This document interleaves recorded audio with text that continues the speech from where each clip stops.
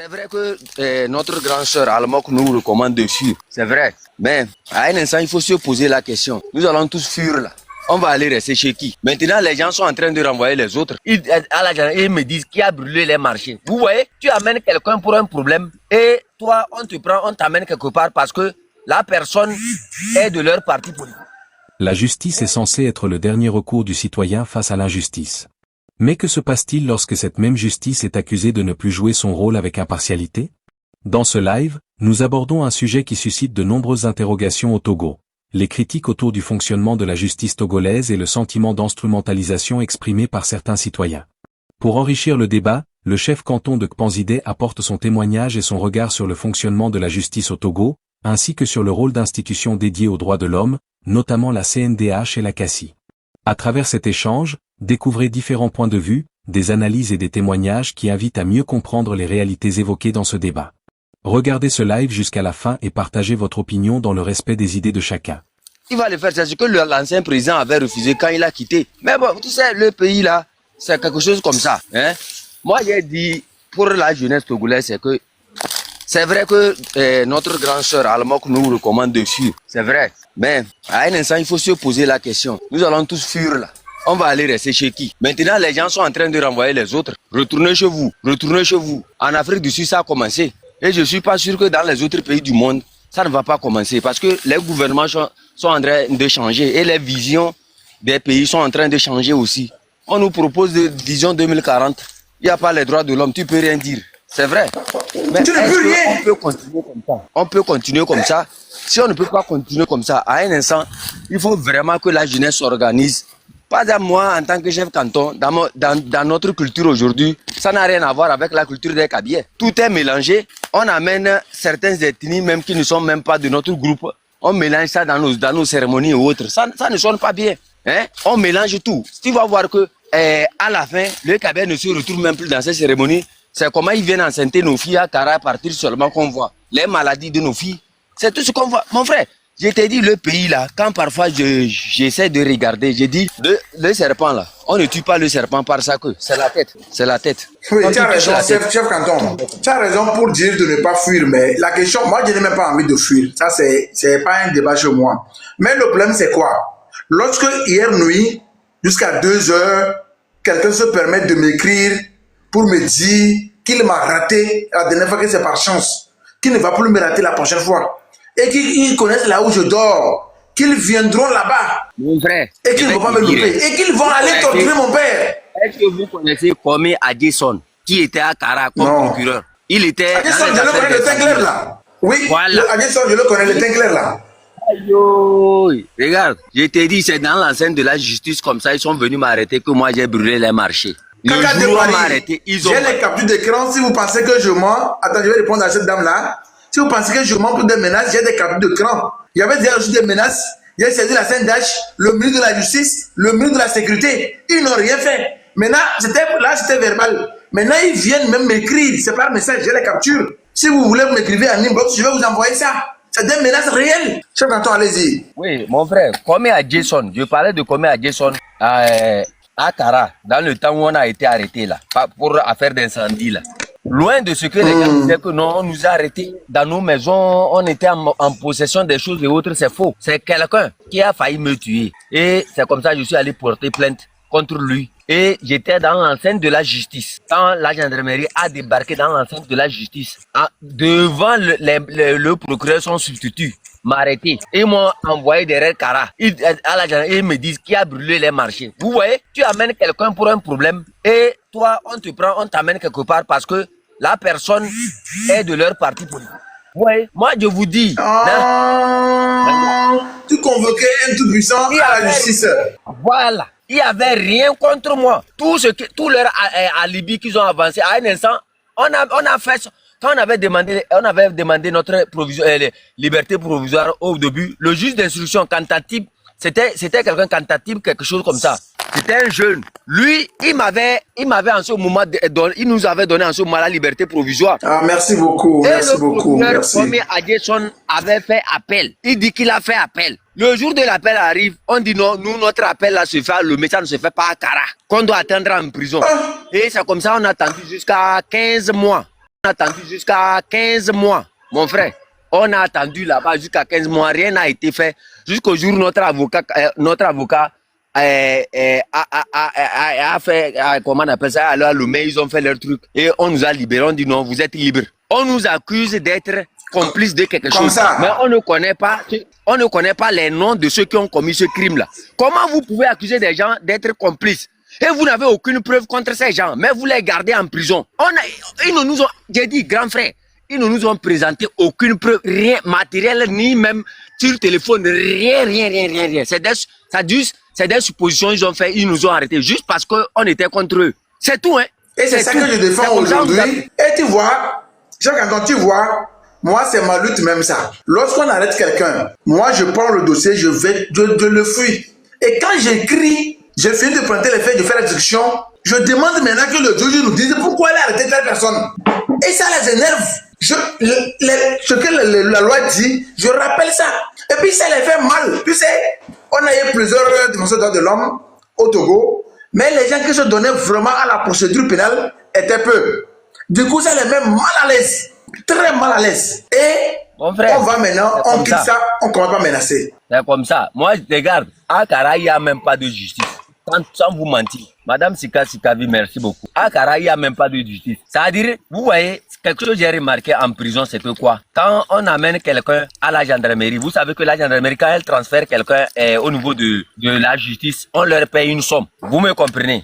Donc la somme la fait les gendarmes. Oui, quand vous transférez une personne au niveau du procureur, on vous paye une somme. On paye une somme à la gendarmerie, soit à la police. Donc, qu'est-ce qu'ils font? Quand ils arrêtent quelqu'un, ils ne prennent pas soin de vérifier. On lui fait par exemple, nous, je vais vous dire cette vérité-là. Nous, notre procès, j'ai remarqué que, comment on appelle ça? Notre PV, là. C'est eux qui ont complété notre PVO. Tout ce que toi, tu dis là, ils n'écrivent rien.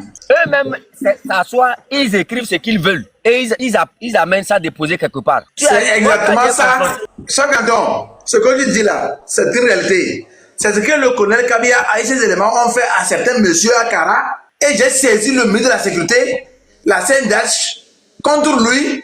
Et ils ont commencé à me menacer comme ça. C'est exactement ça. C'est-à-dire eux-mêmes fabriquent un PV. C'est eux-mêmes qui écrivent ton PV. Tout ce que toi tu as raconté là, ils ne vont jamais mettre ça. Et quand ils finissent ton PV, ils ne te permettent même pas c'est-à-dire de voir, même au niveau du procureur même là, au niveau du procureur, est-ce qu'il te laisse même le temps de voir, c'est-à-dire de vérifier quelque chose avec toi? C'est ce qu'il a écrit, qu'il applique. Lui aussi, quand il te transfère en prison, il prend de l'argent. Donc c'est pour ça que tous ces gens-là, quand ils amènent quelqu'un, ils sont vite, ils les transfèrent rapidement pour prendre de l'argent. C'est ce qu'ils font. Chaque police, chaque gendarmerie qui transfère quelqu'un vers la justice prend de l'argent. Et le procureur aussi, quand il transfère quelqu'un aussi en prison, il prend de l'argent. C'est comme ça. C'est du commerce. Ils ne sont pas là pour la justice. J'ai dit le procureur Adjesson à la fin est devenu pasteur. Il est devenu pasteur dans notre quartier. Il a créé une église là où un jour il se lève, il dit aux femmes que c'est au niveau de, comment on appelle ça, Adabaori. En bas de Adabaori, quartier Adabaori, là, derrière Adou Kara. C'est en bas là-bas, il a créé l'église là. Il demande aux femmes là que les femmes n'ont qu'à mener un sac de ciment, 2 sacs de ciment parce que Jésus-Christ de Nazareth a demandé 2 sacs de ciment. Tout le monde a fui laisser l'église. Tout le monde a fui laisser. Qui a demandé ça? C'est le procureur là, non? Vous ne voyez pas que vers 2014, tous ces gens de justice là, domaine de justice et certains représentants sont devenus. Vous ne voyez pas comment les hommes politiques au Togo sont devenus des pasteurs et autres. Vous n'avez pas vu ça? C'est vers 2014 que ça a commencé. Oui. C'est-à-dire il y a beaucoup de choses. Si je vais citer ici là, je vais parler beaucoup. Je vais citer des noms avec des détails et c'est pas bon. C'est pas un débat que je veux faire pour l'instant. Vous voyez? C'est pas un débat que moi je veux faire pour l'instant. Mais un beau jour là, je vais exposer certaines personnes, plus même tout ce qu'ils faisaient. C'est-à-dire c'est des trucs que moi je veux même pas rentrer dedans. Il y avait un autre, je vais vous parler ici. Ce n'est pas seulement la CNDH. Il y a le Kassi Togo. Je vais vous parler de Kassi Togo. Regarde, vous connaissez son ancien président, André Afanou? J'ai entendu parler, mais personnellement non. Ok. C'était les Zeus à Javon qui étaient au Kassi Togo. Quand et son adjoint en ce moment, je crois c'est André Afanou ou quelque chose comme ça. Après, André Afanou est devenu président là-bas. André Afanou m'a demandé, quand j'étais sorti de la prison, de faire un rapport. J'ai écrit ça, et il m'a dit de le rencontrer à l'Agora Senghor. Ce jour-là, j'étais arrivé à l'Agora Senghor. Et il y avait sa secrétaire là-bas, une femme teint clair un peu comme ça. Il dit, remets le rapport à la secrétaire pour moi. Je prends le rapport, je donne à la secrétaire. Quand André Afano revient 5 minutes après, on ne retrouve plus le rapport. Le rapport a disparu. Hein? Vous savez, oui, je vais vous expliquer comment ça se passe. Vous savez que la plupart d'entre eux là ce sont des agents de renseignement, vous le savez, pour le régime. Oui. Voilà. C'est comme ça, sa secrétaire, dans agent de renseignement, elle aussi, elle a trouvé ses propres réseaux. Donc, elle a pris mon rapport directement, elle a donné à quelqu'un qui est parti avec mon rapport. Vous voyez, c'est comme ça, quand elle dit ça ici, elle a dit quoi au président? Elle a dit quoi finalement au président? Elle avait déposé ça ici. Elle ne retrouve plus ça. Moi, j'ai vite compris, parce que moi, j'étais déjà averti. Et vous vous rappelez, il y a quelque chose là. J'avais dit une fois dans mon débat que Togolais, méfiez-vous du Cassit. Tous ceux qui sont au Cassit Togo, j'ai dit ça plusieurs fois, les gens ne veulent pas comprendre. Le Cassit Togo, c'est l'aile marchande. Vous voyez, dans les temps où nous, on avait les problèmes là, qu'est-ce qui se passe? Le Cassit va comment on appelle ça, en Suisse-Oubien ou là où ils font leur rapport concernant les droits de l'homme. À Genève. Il dit le contraire de ce qui se passe au Togo. Vous vous imaginez qu'une association... Et c'est eux. Regarde, je ne vais pas descendre en profondeur. Ceux qui ont fait plus du mal à nous qui avons fui là, c'est le Cassit. Le Cassit va à Genève pour dire que non, nous qui avons fui là, on n'a aucun problème au Togo, on n'a même pas été arrêtés, on n'a même pas été en prison. Il y a une association là, Frontline, elle m'avait financé pour que je retrouve, que j'aille dans une université. Une grosse somme comme ça a été versée au Cassit. Tu sais combien le Cassit a versé? Le Cassit avait versé seulement 100 000 francs. Et le Cassit a fait un rapport là-bas disant que c'est eux qui m'ont amené au Ghana, qui m'ont mis dans une université qui est à combien. Je te dis, mon frère, il y a des choses que je peux parler. C'est pas, le problème là s'est passé, même le problème là s'était transporté à la LCF. Vous vous rappelez, il y avait un journaliste là-bas qui est mort à la LCF. Il avait suivi André Afanou et en ce moment, il nous insultait même sur la LCF. Où André Afanou, quand je l'ai attaqué, était obligé de monter sur la LCF pour m'insulter dans le temps. Je vous dis, grand frère, il faut laisser. Il y a des choses que si je vais donner, je vais dire ici là, ça va devenir autre chose dans ton débat. Ça va se déplacer. Je ne veux plus parler beaucoup, quoi. Je ne veux plus parler. Les menaces, regarde, j'en ai tellement plein. J'ai tellement plein dans mon truc. Le Cassit, c'est une aile marchande. C'est l'agence même de renseignement, même ça. Tout est... Quand toi, tu confies ton dossier là-bas, vous savez, je vais vous expliquer une chose encore. Quand tu confies ton dossier, qu'est-ce qu'ils font?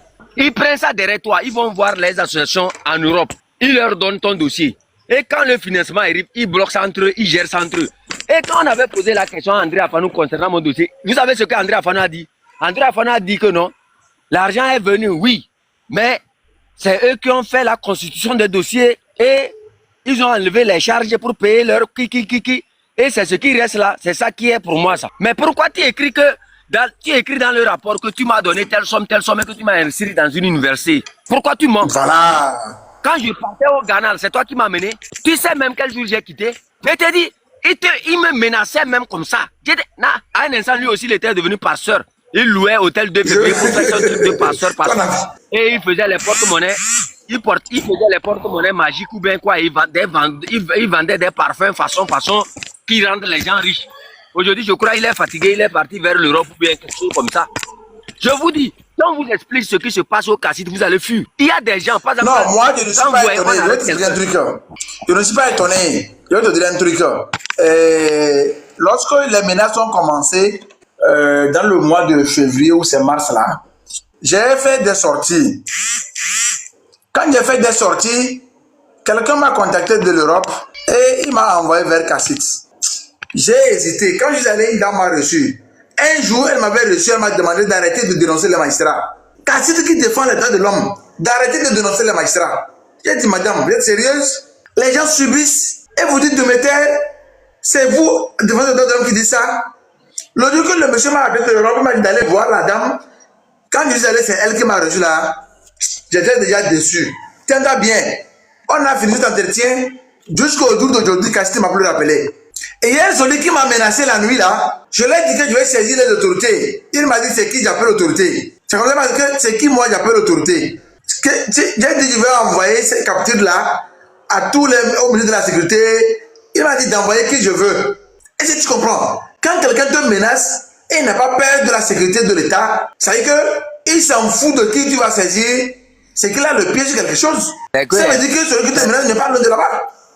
J'ai écrit la CNDH, j'ai écrit la sécurité, ministre de la Justice, rien, c'est notre radio. Et le gars vient me dire ça encore ajouté. N'allez pas au On va donner la parole au protocole. Faut bien terminer, pour terminer. Allez-y. En tout cas, moi, je te salue. Je te suis régulièrement.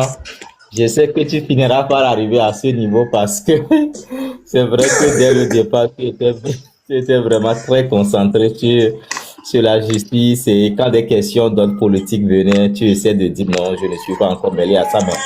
Mais le problème, c'est que à quoi, vous l'avez déjà soulevé, à quoi sert le droit dans un État si on ne peut pas l'appliquer? De la même manière, à quoi servent les libertés ou les droits dans un État si on ne peut pas s'en prévaloir? Un État dans lequel le droit n'est pas respecté, on sait que ce n'est pas un État de droit, c'est malheureusement une dictature. Et c'est dans ça nous sommes. C'est-à-dire que tu évoques des questions de liberté fondamentale, tu défends la violation des droits les plus élémentaires, on t'intimide, on cherche à t'incarcérer. Tu te poses la question, à quoi bon ou à quoi beau d'être juriste encore au Togo?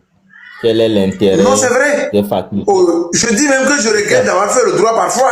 Si je ne dois pas l'appliquer, s'il n'y a pas l'espace pour l'appliquer, pourquoi on l'apprend? Ben oui, c'est ça. Je pense que vous avez été magistrat, si je ne me trompe pas. Non, je suis un simple juriste, mais juste que je lis beaucoup. Très bien. Mais regardez déjà, parce que quand on parle de la justice, quand on parle des droits qui sont violés, quand on saisit, c'est le juge qu'on saisit. Après, bon, quand on saisit les commissions, et puis après, on va saisir le juge et tout. Le juge va rendre une décision. Regardez d'abord les infrastructures des tribunaux, des juridictions chez nous. Est-ce que ça a un sens? On prend le tribunal de Tabligo, on prend le tribunal de grande instance de Lomé, on prend même la cour d'appel de Lomé, celle qu'on dit qu'elle est la plus moderne. Et après, allons jusqu'au Grand Nord. Ça n'a pas de sens. À regarder au Bénin, regardez en Côte d'Ivoire, allez voir les juridictions. Ça, tu sais que dans ce prétoire, quand tu es avocat, tu as envie de plaider. Mais chez nous, les magistrats, même au Grand Nord, les magistrats sur l'ombre des arbres, pour pouvoir s'asseoir et rendre des décisions. Ça n'a pas de sens. Ferdinand Ité en parle régulièrement dans ses lives et il montre les vidéos, les images à l'appui. C'est la preuve que notre pays a fondamentalement un problème avec le droit. Et là, je me pose même la question. Moi, j'ai toujours dit à mes amis, je serai encore au Togo, je ne conseillerais pas mes frères à aller s'inscrire dans les facs de droit. Parce que quand tu finis, tu as envie d'exercer. Mais le problème, tu es magistrat, on t'empêche de dire le droit, donc tu es obligé de composer avec eux. Tu es avocat, on t'empêche de dire le droit.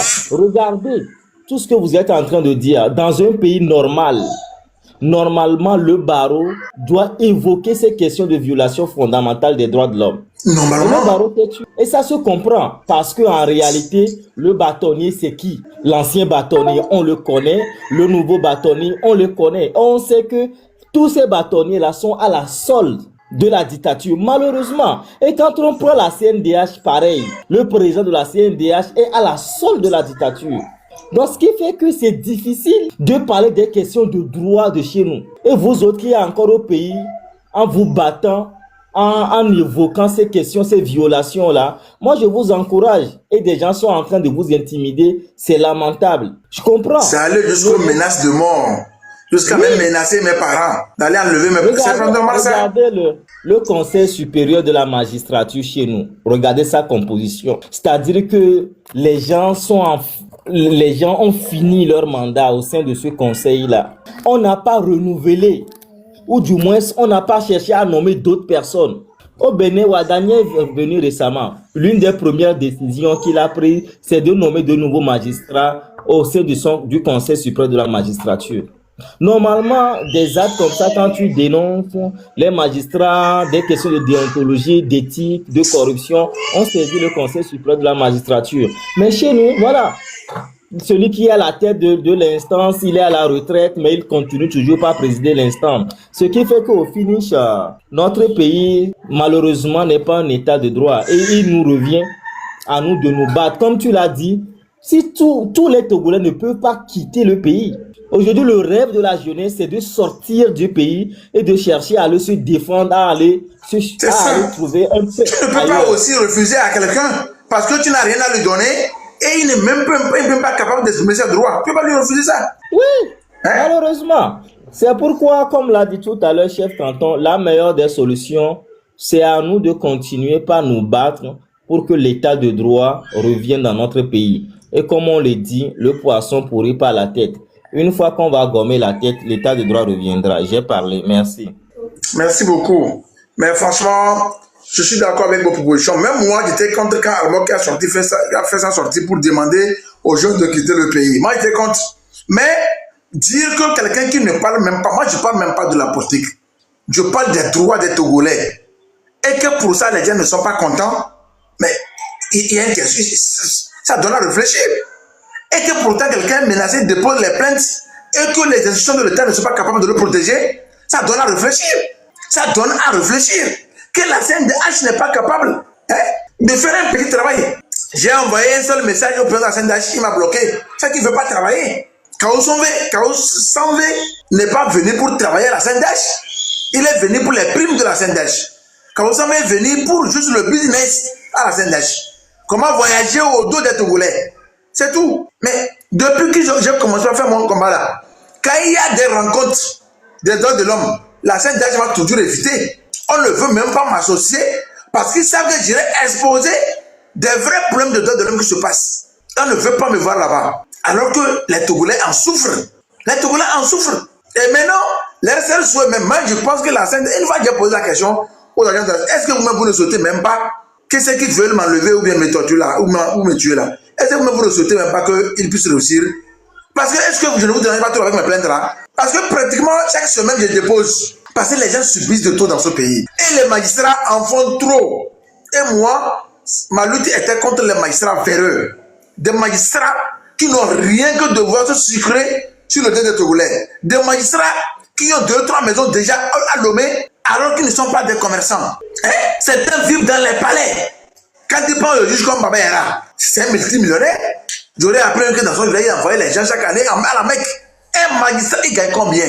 C'est ça le problème. Et moi, c'est ce que je dénonçais. Mais je pensais que le Togo me protégerait juste pour les droits des Togolais. Mais malheureusement, je constate avec la plus grande amertume qu'on a envie de croire que le Togo ne veut même pas que les Togolais soient en liberté. Sinon, franchement, je ne pensais pas que je vais saisir les institutions pour ma sécurité et que rien et que personne ne veut en parler. C'est très aberrant. C'est très, très, très grave. Et même ça fait peur.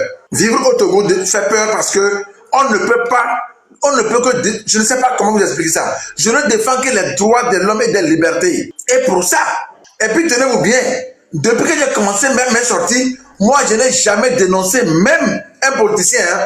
Un seul politicien, je n'ai jamais dénoncé. C'est les magistrats véreux, les EPJ qui ne font pas bien le travail véreux, c'est eux que je dénonce. Mais qu'aujourd'hui, c'est comme je suis en train de dénoncer une mafia organisée et qui m'en veut et l'État ne dit rien pour ma sécurité. Sincèrement, ça vraiment, ça me pousse à beaucoup plus parler. Aujourd'hui, je parle des menaces que je subis. Je crois qu'on entend quelque chose. Les débats que nous faisons, c'est les mêmes débats que nos ancêtres avaient fait déjà en 1990-91. C'est-à-dire que c'est les mêmes problèmes que nous combattons jusqu'à ce jour-là. Rien n'a changé. C'est-à-dire aujourd'hui, quel âge nous avons? Vous me comprenez?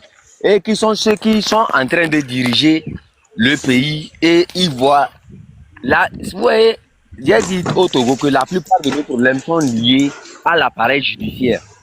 Quand vous observez, tous les problèmes, c'est-à-dire tout, il y a aujourd'hui. Ce n'est pas la plupart. Ce n'est pas la plupart. Chef Canton. Ce n'est pas, il faut plus dire la plupart. Tous nos problèmes, nos problèmes économiques, sociaux, politiques, tous nos problèmes. C'est lié. C'est une mauvaise justice qui fait qu'il y a tout ce que nous sommes en train de voir. Quelqu'un te triche parce qu'il a la force. Il va à la justice. Le procureur qui devrait te rendre justice, lui, c'est un margouillat. Lui, il est là-bas. Quand on amène l'argent, il prend. Tout ça, là, ça contribue à quoi? Tout ce que vous êtes en train il va prendre, c'est ce qu'il a amené. Gratuitement. vous amenez des gens en prison gratuitement malgré que ces personnes ont raison. Vous créez quoi dans leur cœur? Vous créez quoi dans leur cœur? Que les choses soient claires. À un instant, si un beau jour, vous voyez, la plupart des braqueurs que les gens voient, ils disent que c'est des braqueurs, c'est des bandits de rue ou autres. C'est des trucs comme ça, on n'a pas pu les défendre rapidement. On a cru que non, on leur faisait du mal. Mais du jour au lendemain, à Chikangoro, n'est que le résultat d'un procureur. À Chikangoro, que vous êtes en train de voir, n'est que le résultat d'un procureur. N'est que le résultat de la justice. Donc ne soyons pas étonnés du jour au lendemain des malheurs qui vont nous frapper. Merci beaucoup. Merci, je vais renchérir avant de donner la parole à Tourou qui vient de monter. Ce que tu as dit tout à l'heure, je l'ai dénoncé à plusieurs reprises. Et puis, c'est un fait réel. Les gens que vous voyez, qui deviennent des malfaiteurs, c'est le résultat des procureurs et des juges véreux. Vous, quelqu'un qui a arrêté injustement, envoyé en prison, il est en prison, et pendant qu'il est en prison, illégalement, on envoie quelqu'un qui a fait du mal avec des preuves qu'on libère quelques jours après, alors que la personne risquait une grosse peine. Toi, tu vas te révolter, tu vas dire, mais si ceux qui font du mal sont plus protégés par la justice que nous qui nous battons pour du bien. Si tu n'as pas un mental fort, tu vis dans le mal. Hein. Ce que Chef Canton a dit là, c'est très important. Si tu n'es pas fort mentalement, tu vis dans le mal. Mais par contre, si tu es fort mentalement, tu deviens défenseur de l'homme comme moi. Et je préfère que les gens deviennent défenseurs de l'homme que de virer dans le mal. On défère des gens, Aziz Goma, c'est le procès d'Aziz Goma. Il dit qu'il a été torturé, on a été déféré avec le sang sur son corps.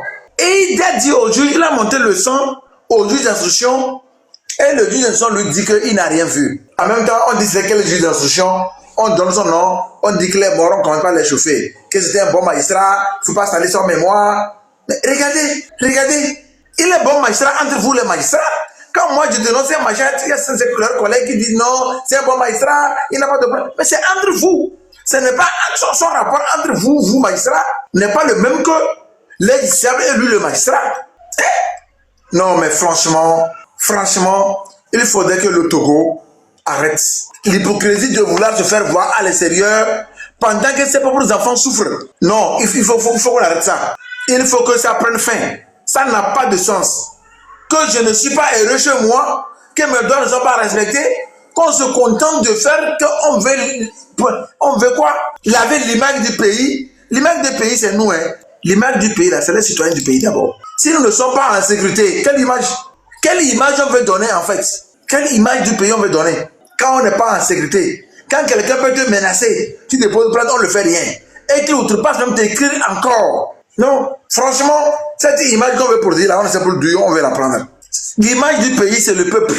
C'est son bonheur. Mais franchement, si on doit vivre dans cet état où les individus sont capables de nous menacer parce qu'ils sont dénoncés, comme si on était dans un cartel de drogue où les gens sont libres de nous menacer qu'ils veulent, moi je crois que vivre au Togo est vivre dans une insécurité totale.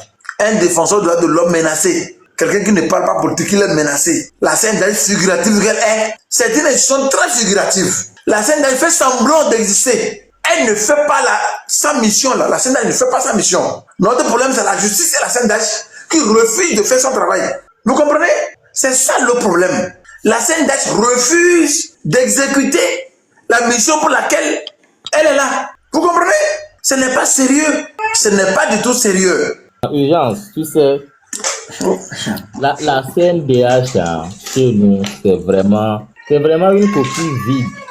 C'est vraiment une coquille vide. On est devant une commission où les droits les plus élémentaires des citoyens sont violés sans que la CNDH ne bouge d'un seul iota. Maintenant, la justice chez nous, c'est l'institution la plus corrompue. Tu vois un simple magistrat qui finit au CFPJ à l'université, là, il finit sa formation, on le balance peut-être au tribunal d'instance ou de grande instance dans une des régions ou dans une des villes. Et puis 1 an, 2 ans après, lui qui peut-être avec une simple moto, tu le vois avec 4 voitures, 5 terrains, 6 maisons, des hectares un peu partout. Tu te poses la question, comment est-ce qu'un simple magistrat arrive à avoir des biens aussi importants dans un pays? Moi, je ne suis pas contre la richesse d'un magistrat, mais on sait combien un magistrat gagne chez nous. On se pose la question, où est-ce que le magistrat arrive à trouver des milliards pour avoir plusieurs maisons, plusieurs voitures à la fois? Et ça, personne n'enquête sur ça. Ce sont les résultantes de la corruption chez nous. Maintenant, au lieu de rendre au lieu de rendre le droit, il faut aller dans les prétoires. Ils préfèrent tordre le cou au droit. Le droit est plutôt du côté de la personne qui connaît le magistrat, qui lui donne de l'argent, où le magistrat se plie sous l'ordre d'une personne qui a une connotation politique ou qui est un haut gradé de l'armée qui te dit « fais comme je veux ». Et on laisse le droit du côté, on applique la volonté d'une personne. C'est le problème qu'on a chez nous. Mais ce qui est pire dans ça, notre État fait la promotion des investissements. On cherche à attirer les investissements directs étrangers, alors que le flux des investissements a un lien avec l'état de droit. Quel est l'investisseur qui veut venir dans votre État pour réaliser des investissements, créer suffisamment d'emplois, sachant que quand il aura un problème, la justice est lente, il n'aura pas raison. Par exemple, je ne dis pas que quand on est investisseur, on est en conflit avec la loi, automatiquement on a raison. Non.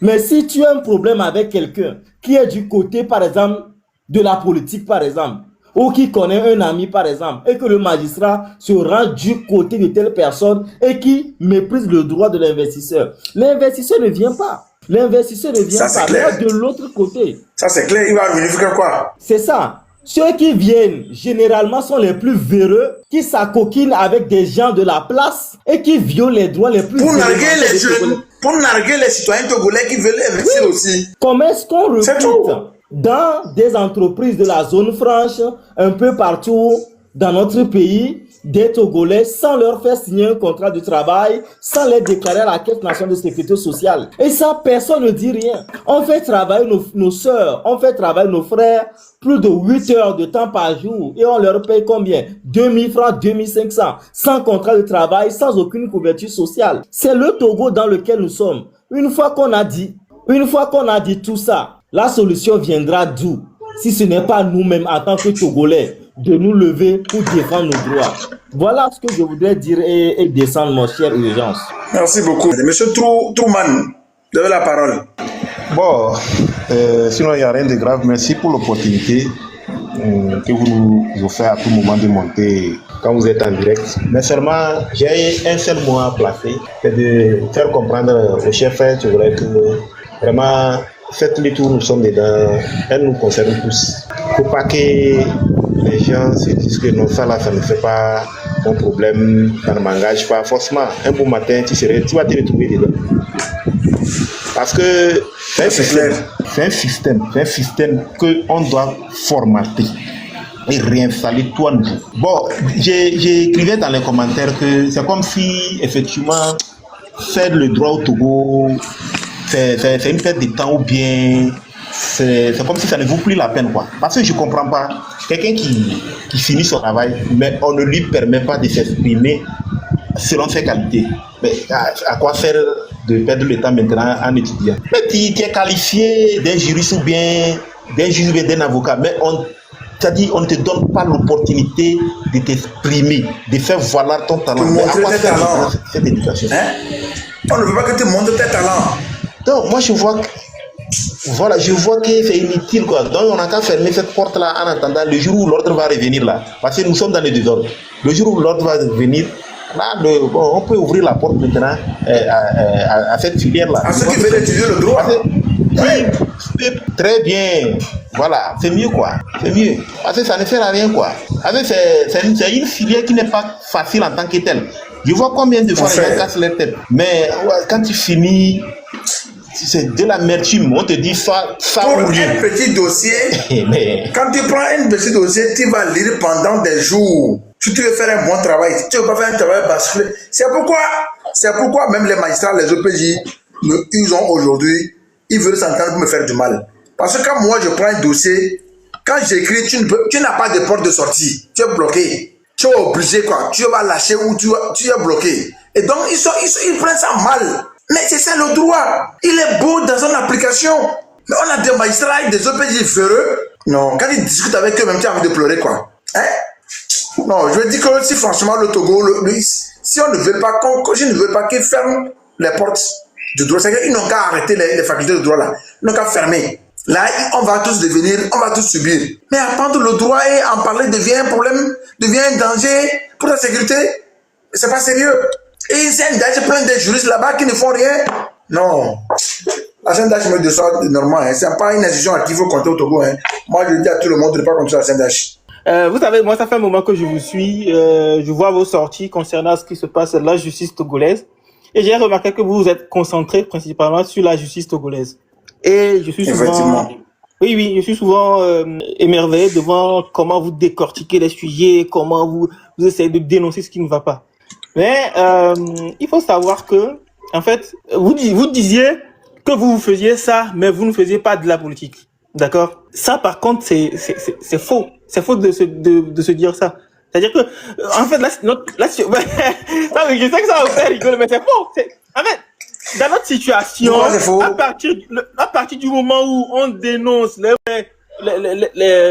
les traitements inhumains, la justice qui est mal dite, toutes ces affaires-là que nous dénonçons, on doit se dire automatiquement que c'est de la politique que nous faisons et faire comprendre à nos frères que faire de la politique, ce n'est pas une mauvaise chose en soi. Il y avait du mécoyo là, c'est il a collègue politique, politique, et c'est devenu une crispation. Là, maintenant, la politique, elle est tu as combien de crimes, néné? Alors que c'est justement ce qui doit nous porter. C'est la lutte pour la dignité de nos frères. Non, je vais vous dire quelque chose en fait. Je vais vous dire quelque chose en fait. Les défenses des droits de l'homme, très souvent, même en Europe où on s'inspire, il y a des sujets, même si les droits de l'homme fait partie même de la base d'un État. Ouais. Quand vous voulez parler des droits de l'homme, et par exemple, il y a des actes qui sont purement politiques. Quand vous les prononcez, on sait que vous faites de la politique. Quand par exemple, je sors pour soutenir un parti politique, là c'est purement de la politique.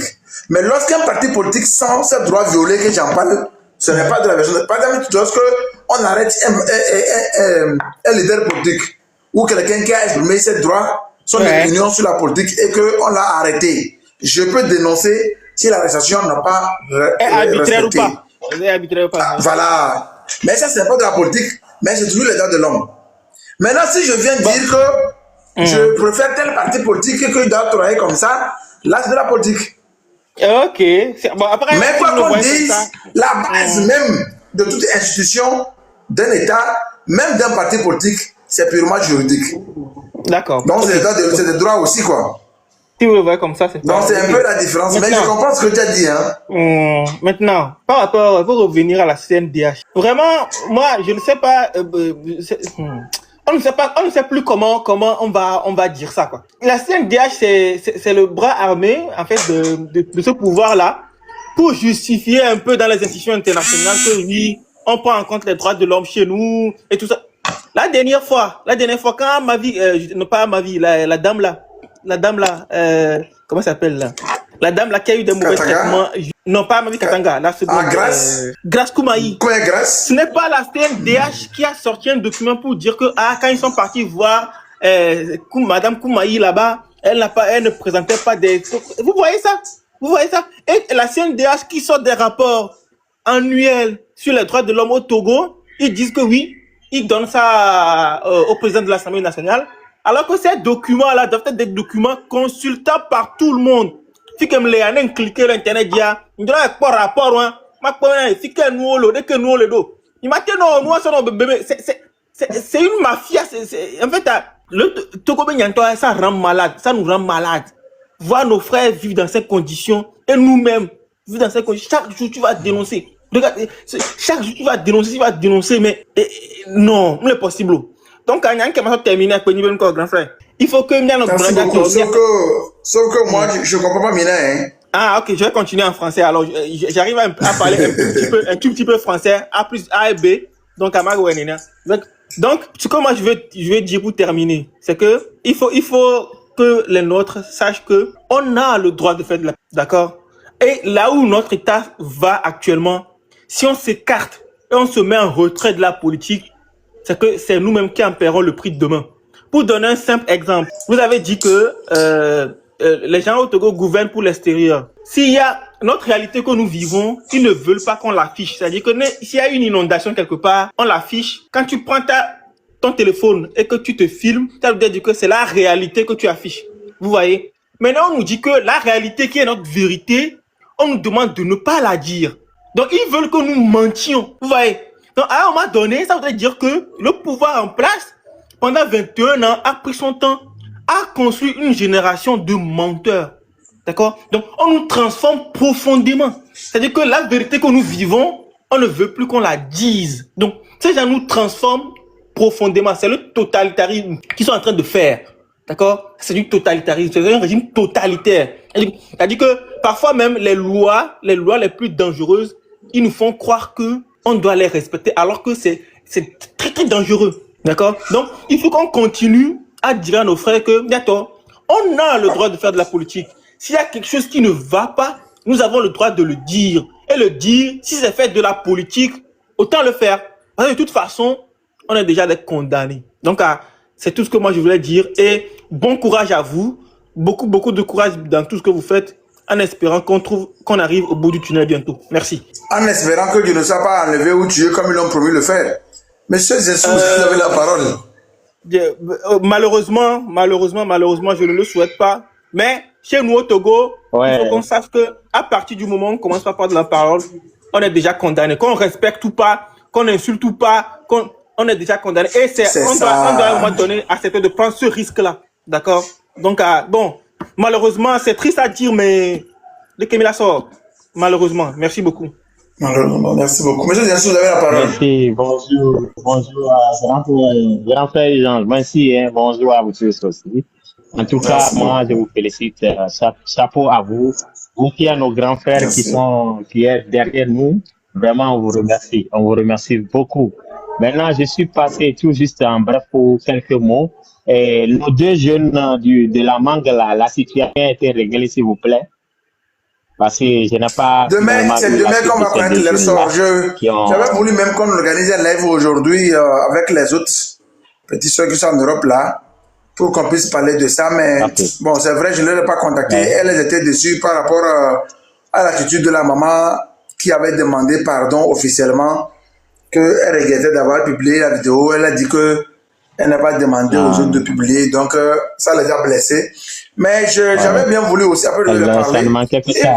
Ça ne manquait que ça. Non, mais quand tu es sur le terrain comme je suis, moi je suis sur le terrain comme ça là. Quand tu es au Togo comme je suis au Togo comme ça là, tu ne peux que demander des pardons comme ça. Quand ta vie est menacée, une femme dont on détient l'enfant, on lui demande de dire quelque chose, elle doit dire. Donc il faut que ceux qui sont en Europe comprennent que ceux qui sortent demander pardon parfois là, c'est pas de leur volonté. C'est pas de leur volonté. Ils sont coincés. Il est en train de la vie là, moi il va faire quoi? Elle doit le dire. Ça, elle doit le dire. C'est une mère. Ouais. C'est une mère, elle peut elle est obligée. Elle est obligée. Elle est obligée. Ça, même si je suis à sa place, je suis obligé. Voilà, donc, mais tout cas, je crois que demain, moi je suis quand même le dossier. Comme je suis le dossier. Vient de descendre la vie. D'accord. Demain, je vais vous donner l'information par rapport à la chute de l'affaire de Mangla. Je laisserai une vidéo pour vous demain, pour parler sur cette affaire-là demain. D'accord, d'accord. Merci beaucoup. Tu viens de parler quelque chose. Merci encore une fois. Et le grand frère qui vient de passer, il a dit tout le mot. Allez-y. Il a dit tout le mot que vraiment, il ne faut pas qu'on décourage. On nous décourage, nous les jeunes. Nous voulons dénoncer ce qui ne va pas au pays si on est en politique. Et c'est vrai, la politique, c'est pour nous tous. Et il va falloir qu'on commence par nous enseigner tous les jours maintenant, même s'il faut sur les panels, comment faire la politique. Et ça va nous arranger beaucoup. Ça va nous arranger beaucoup. Parce que la politique, c'est fait pour les humains et c'est fait pour un pays. Et le pays est fait est pour les jeunes du pays. Le pays est pour les jeunes. Le pays, c'est pour les jeunes. Pas ce qu'ils sont en train de nous montrer aujourd'hui que nous n'avons pas le droit de parler et qu'ils vont nous faire de n'importe quoi comme ils le font aux gens. Mais il y a certains parmi nous qui ont pris la décision pour le changement et pour l'avenir de leurs petits et petits-fils. Donc, merci encore une fois pour les grands frères. Je n'ai pas beaucoup de mots et ce que je vais y ajouter est que tout dernièrement, sur le panel de Agbasevi Dameron, on avait pris une décision entre nous les jeunes que chaque vendredi, Ce n'est pas qu'on va faire une sortie et ils vont crier sur nous, ils vont dire qu'ils vont attraper les gens. Et chaque vendredi, on porte l'habit noir pour s'exprimer. Quelqu'un qui nous demande, c'est parce qu'on a faim. On a faim, on n'a pas de boulot, on n'a pas des hôpitaux Mon frère, pour nos mamans. est-ce que vous êtes au Donc, c'est pays? pour cela Est-ce que vous êtes qu'on au porte pays? ça. Actuellement, vous êtes au pays? Non, je ne suis pas au pays. Non, Ah, j'ai vous voulu pouvez rentrer, porter mais on ça m'a interdit. ici? Hein. Je ne suis pas au pays. Qui t'a interdit? Ah, il y a beaucoup de gens qui me l'ont interdit. Sinon, tu portes un habit noir ici, un vendredi, on va t'arrêter. Hein. Tu connais mal les gens là. Moi qui ne parle que de droits de l'homme, si je reçois des menaces, je ne crois plus en rien dans ce pays. Hein. Ah oui. Non, c'est Moi, je vrai. porte mon simple habit et ils vont m'arrêter. Ah, Je porte mon simple habit, ils vont m'arrêter. comme je ne veux pas parler politique là, je En ne tout veux cas, pas parler politique, j'évite d'aller plus loin. ouais, ça peut. D'accord, j'ai compris, grand frère. Merci beaucoup. Et on sait qu'un beau jour, les divinités vont nous aider et notre pays sera guéri. Notre pays sera guéri. Par la grâce Vraiment de un beau Dieu. jour. Par la grâce Merci de Dieu. beaucoup et courage Merci et à beaucoup. nous tous. Merci beaucoup. Bonne journée. Merci. Alors, Truman, un mot de fin? Si j'ai un mot de fin, c'est pour te dire que vraiment du courage. C'est pas facile de faire ce que tu es en train de faire en étant au pays. Que nos aïeux, le Tout-Puissant te protège. Maintenant, si tu vois que ta vie est menacée, comme tu le dis, bon, le mieux, tu cherches autre alternative. Hein. Tu cherches autre alternative, quoi. Parce que, non, s'il ne faut pas que tu ris, mais c'est la réalité. Parce que, Non, c'est la réalité, je suis en je train de comprends. voir là-bas, là. En fait, je vois Voilà. la seule alternative du Qui est en train Togolais, de- c'est de prendre la poudre. C'est de prendre la route. Hein. Voilà. Toi, tu es en train de faire pour sauver l'humanité ou bien plusieurs personnes, mais ils ne sont pas prêts à t'accompagner. Donc, tu te retrouves seul. C'est ça notre problème dans ce pays, quoi. Donc, s'il faut se retrouver seul, le mieux, bon, tout le monde s'éteint. C'est mieux, quoi. Voilà. Normalement, quand tu fais des trucs comme ça, tu dois avoir des encouragements, tu dois avoir des protections, des encouragements. Mais s'il n'y a pas quelqu'un, mais le mieux, il faut te chercher. Hein, C'est ça le problème du Togolais aussi. Hein. Et puis, il y a quelque chose qui ronge la lutte au Togo. Lorsque tu n'es pas de la région de quelqu'un, quel que soit ce que tu fais de beau, il ne te soutient pas, il ne te fait pas confiance. Ça aussi, ça ronge, ça tue la lutte. Il faut qu'on se dépasse. Tout à fait, tout à fait. Il faut qu'on se dépasse. Quand je dis ça, souvent, ça choque les gens qui sont dans la diaspora, mais c'est une réalité. C'est une réalité. Moi, j'ai mes engagements personnels vis-à-vis de la justice togolaise. Je n'attends rien de quelqu'un. Mais, au-delà, tu ne sens pas, ou bien peut-être que les gens ne comprennent pas le droit aussi. C'est que souvent les gens me disent que je parle trop juridique, tellement qu'on n'arrive pas à cerner réellement ce que je dis. Bon, et c'est ce qui fait que les gens n'arrivent pas à me suivre aussi. Est-ce que c'est un cultivateur qui t'a enseigné? C'est pas un cultivateur qui t'a enseigné. Normalement, tu dois t'exprimer en qualité de ta formation. Voilà, et puis souvent, cette expression, oui, ça vient, tu ne te rends pas compte, hein, c'est que tu parles comme si tu parlais français normal, toi. Là, c'est un mot que tu glisses sans te rendre compte que c'était des domaines du droit, quoi. C'est qu'à force de manipuler ces mots chaque jour, ça devient dans tes habitudes. Le mieux là, ils n'ont qu'à organiser, si possible, une conférence pour nous dire comment on doit parler. S'il faut créer comment on appelle, un dictionnaire, s'il faut créer un dictionnaire, il le crée et il met les mots, les termes qu'on doit utiliser. Je pense que c'est mieux, quoi.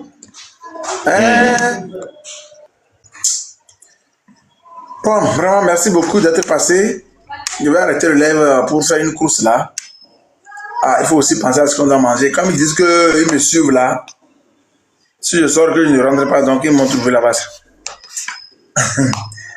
Ok, à tout à l'heure. Ça ira. Ok, ciao, ciao. Merci beaucoup d'être passé. Merci pour le soutien également.